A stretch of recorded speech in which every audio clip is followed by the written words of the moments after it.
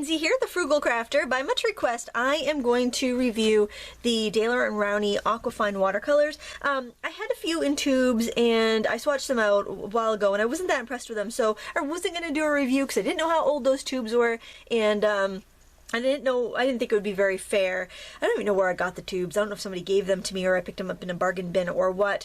But so many people have asked, and in the times where I've shown my Aquafine swatches and said I really don't like, you know, that paint, I've had a lot of people say they were kind of bummed out because that's what they had. So I felt badly. I don't want anyone to ever feel like their paints aren't good enough to paint along, or what they have is not good enough to be an artist. I do not want anyone to ever feel like that in my channel. So I was at one of the big box craft stores the other day and had a coupon and saw that they had the Aquafine pan sets, and I grabbed the set of 18 because I think that I can do a much better review of a product if I have a larger sample size to go from. Just like with anything, the more options you have, the more accurate you can make your review. So this is what the set looks like, and it actually has a like a transparency piece that goes over it, but I took that out because I decided to rearrange a couple colors. It's kind of neat how it goes in color wheel, except it's not accurate. It's got Prussian blue next to the violet. Really, it should be ultramarine, then cobalt, then probably the cerulean, then the Prussian, just as it goes towards green. Also, I moved the Viridian over next to the blue and put that green next to the yellow ochre because that they just would mix better with their adjacent colors and it would be more accurate. But I took this out because I rearranged the order, and I really don't need it.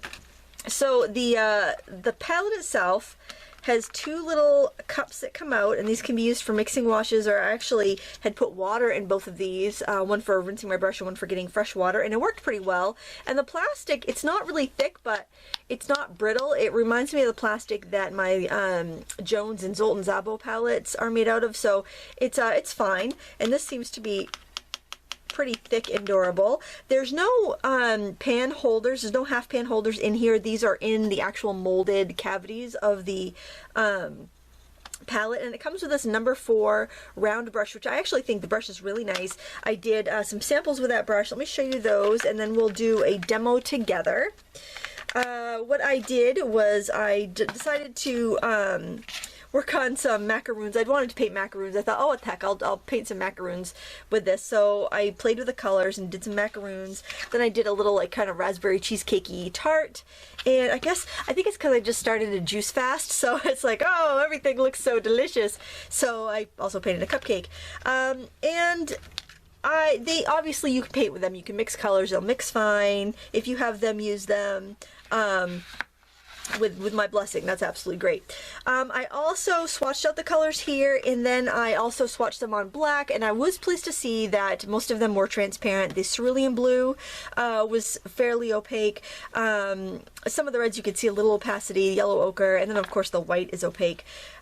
So, you know, it's not as opaque as I expected them to be, quite frankly, because they did feel a little thick. They have a weird texture. The texture is almost like a gelatinous texture, kind of thick like a syrup. They're almost syrupy when you paint with them.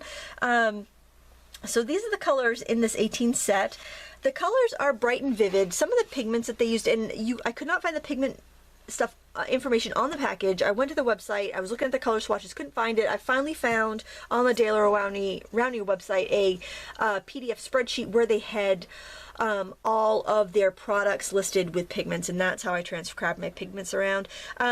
So many mixes. The only one single pigment colors we have are the lemon, Alizarin Crimson, which actually is the real Alizarin Crimson pigment, which is not light fast, yellow ochre, burnt umber, and ivory black. All these other ones are 2 and 3 pigment mixes, so that does kind of cut down on how vibrant you're going to get. And if I hold this up here, you'll see that the permanence rating, it's on a 1 to 4 scale, 4 being best, 3 being okay, 2 being somewhat light fast, and 1 being fugitive. These are all 3 and 4, but they give Alizarin Crimson a 3-star rating, as if like normally light fast. I don't buy that. But then again, if you're just starting out, you know, or you're painting in a sketchbook, or you're doing, you know, work that's going to be on a card and put in an envelope, or something that's not going to hang in sunlight, I think you're going to be all right with these. But you can see here how the paint is kind of streaky and ununiform in texture. And some colors granulate, and I totally understand that, but when I tried to do glazes on top, I definitely got brush strokes and streaks, and I just was not happy with the smoothness of these colors. And here is the tube colors that I have from, you know, questionable amount of years ago. I don't know, they're at least 10 years old. Some of the pigments have changed, like their Viridian hue is PG7, and the Viridian hue here is PV50. It must be PB15 plus PY3, so that has changed. Notation there. So, you know, and that's the other reason I didn't want to review old paints, because they do change things over the years. A lot of companies do. Alizarin Crimson is the same one. Has that, like, just... It's not chalky. It's like granular, but not like granular like you'd expect and want from some paints. It's just kind of like... It's kind of like... The pigment doesn't want to dissolve in the binder, and this is kind of minute. If you're an absolute beginner and just want to play with some watercolors, you're going to be fine with this, but if you're considering what to buy, I want you to know this information, because I really think you'd be better off with a Cotman, a Graubacher Academy, or a Van Gogh student watercolor when they're fairly close to the same price, or even the Koi or Primo watercolors. I think you would get much better enjoyment, much better performance out of those paints. So I'm trying to give these as fair a view as possible, but I just wanted to give you all the pluses and minuses, because I want you to be informed when you go to buy. If you have these already, use them. There's really nothing wrong with them, except for the fact that if you're gonna go out and buy it and spend your money, I want you to spend it wisely.